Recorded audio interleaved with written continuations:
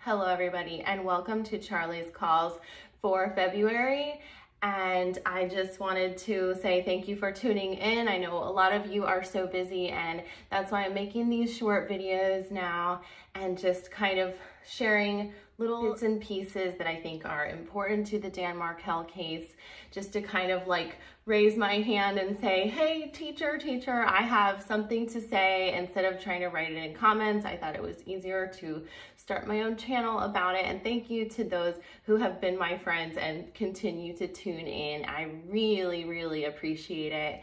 And I want to continue to interact with all of your comments. I love it so much.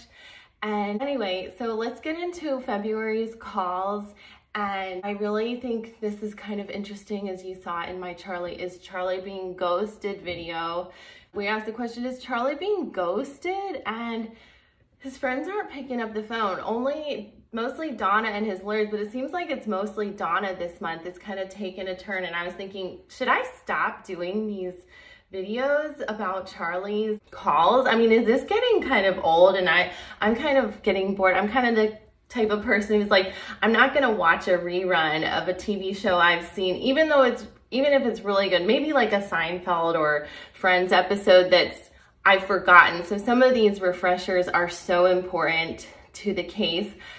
I'm just so busy this spring teaching tennis, and then I got a new job at a nursing home, and that's why I'm dressed with my little pearl necklace, trying to get it together for work this morning. But I wanted to bring you guys the call logs for February and keep the momentum going and keep doing this, because I am finding stuff. My mom is really the one grinding it out. She's all the way overseas living in Israel, and she kind of goes to the copy store and she gets her highlighters, and she was a librarian. She has her master's in library science. So you can trust us, you guys. I don't think you need to look at me or her sideways. I have my bachelor's in media studies. So we kind of feel like we've vetted these phone calls out pretty good.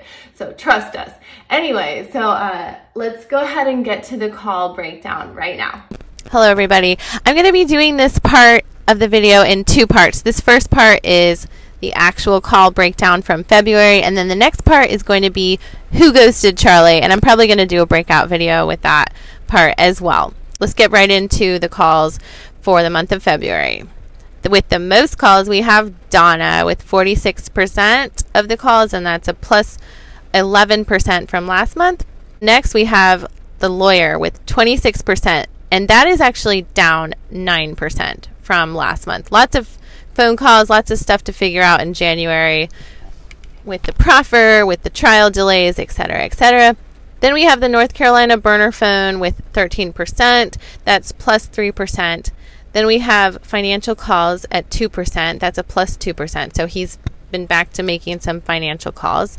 Then we have Janice with 2% of the calls. That's down 1%. So maybe she's ghosting a little bit, you guys. All right, then we have Harvey with 1% of the phone calls, and that's minus 1% from last month. Then we have other as 9%, and that's down 4%.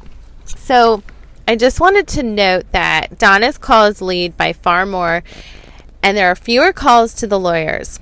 There are far more calls to the burner phone and more broker investment calls in the financial category. February is a much narrower list of calls, so Charlie has weeded down the number of people he talks to, aka he's getting ghosted. And then there was only one new call to an unknown North Carolina number.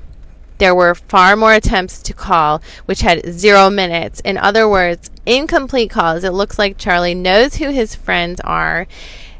And then we speculate, me and my mom speculate, that maybe there were far fewer calls to his lawyer because they were up there visiting. But there were a lot of failed attempts to his lawyers this month. So I want to now go to the part where I kind of analyze who actually was ghosting Charlie this month. And I find this super interesting, you guys. I hope you do as well. Just any new information in this case is very interesting, and thank you guys so much for watching. Let's send it to the next part of the video where we talk about ghosting, and I'll do this as a breakout part as well.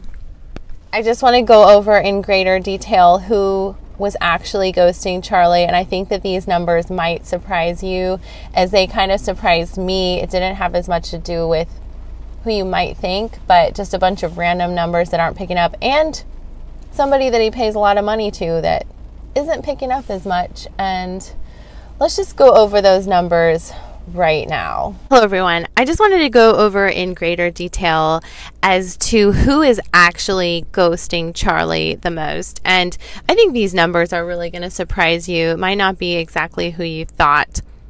And some of these are actually unknown, so I can't exactly say who everyone is. Wasn't able to reverse Google search every number, but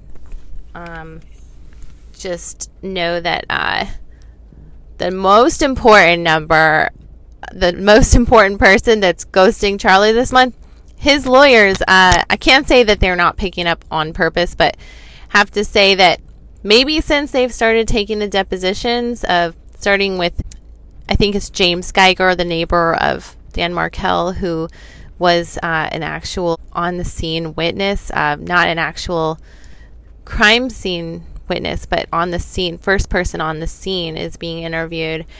Deposition right now, and those depositions are very lengthy and costly. So let's just say Daniel RASHBAUM's not hurting for money and doesn't need to hang on the phone with Charlie, especially when they probably run out of things to talk about, especially since Katie did the proffer and they've delayed the trial. The next person who's ghosted Charlie the most is other, and these are just a mixture of numbers. And just as an interesting side note, my mom has noticed that there was some Houston numbers, and we know that Charlie has some relatives in Houston, and guess what? They're not picking up the phone. So just know that every family has kind of a narcissistic sociopath or people that we just cannot change their personalities, and I think people are realizing that Charlie might be that person.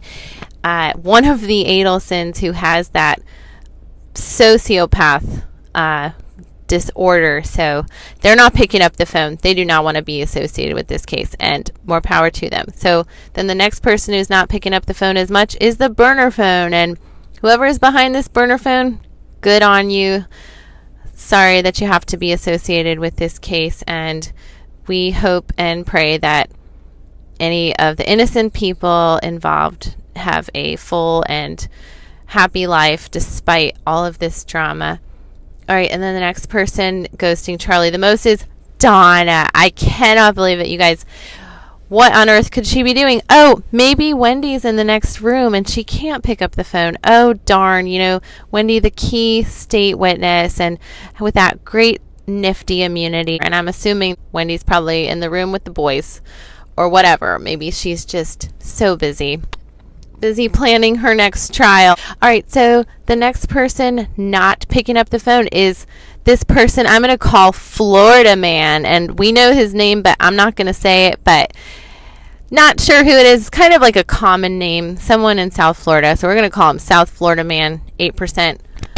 Don't know who this person is, cannot figure it out, but he's not picking up the phone. Maybe one of Charlie's friends from the past. And then the next person not picking up the phone are his brokers and the trade alerts. So, you know, maybe they're just feeling like he's not a good client. Maybe he's not paying them. Maybe money's a little tight these days. Go figure. You know, when you're on trial for a murder, money kind of is important to kind of save your butt, and he's probably running out of it. And then the next person at 1% who's ghosting Charlie is Janice. And I assume that there is some kind of like service that Janice is giving Charlie of therapy, and I'm assuming that that is probably the only reason that they still talk. Or some of you have speculated that they might have dated. You know, I'm like you guys, I don't know if we'll ever find out, but just stay tuned for more call logs. We'll see if these people hang on. And, you know, like I was saying, I've thought about not doing these anymore, but I'm finding too much information and finding it valuable. And I do these videos to kind of get this information out of my head for a trial and a case that I just think is so unfair to the Markel family, and my heart goes out to them, and I just want to help in some way. I just feel like I really feel for them, and I do this in my spare time. I have other day jobs, so don't worry about me. Anyway, so thank you so much for watching.